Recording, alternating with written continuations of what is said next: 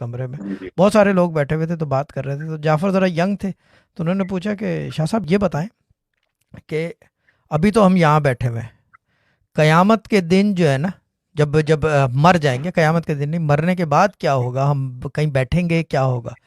کہہ رہے ہیں جتنا وقت آپ نے یہاں پہ گزارا ہے نا ہمارے ساتھ, ٹھیک ہے نا, اتنا ہی وقت جو ہے آپ ہمارے ساتھ وہاں گزارو گے, مگر موت کی گھڑی الگ ہے بنسبت اس گھڑی کے. یعنی کہ ٹائم فیز جو ہے نا, جیسے یہاں 1 گھنٹے میں 60 ہے, وہاں ہو سکتا ہے 6000 منٹ ہو, یہ نہیں بتایا انہوں نے. ہاں, اس حساب سے جو ہے جو موت کی, جو آپ کی کیا کہتے ہیں اسے, مرنے کے بعد کی گھڑی ہے, آپ اتنا ہی ٹائم گزارو گے ہمارے ساتھ جتنا یہاں گزارا ہے.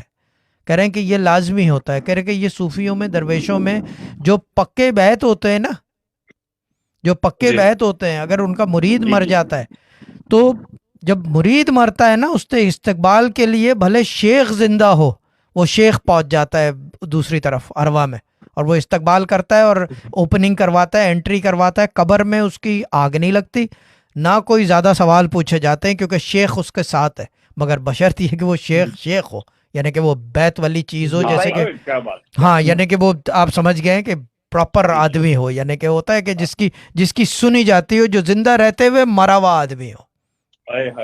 یہ چیز ہے کہ دونوں طرف ایکسیسیبلٹی ہو, جو زندہ ہو کے مر جاتا ہے اور پھر زندہ ہوتا ہے, اس کے بعد دونوں کی ایکسیس ہوتی ہے. He has seen that white light, put it this way. یہ چیز ہے.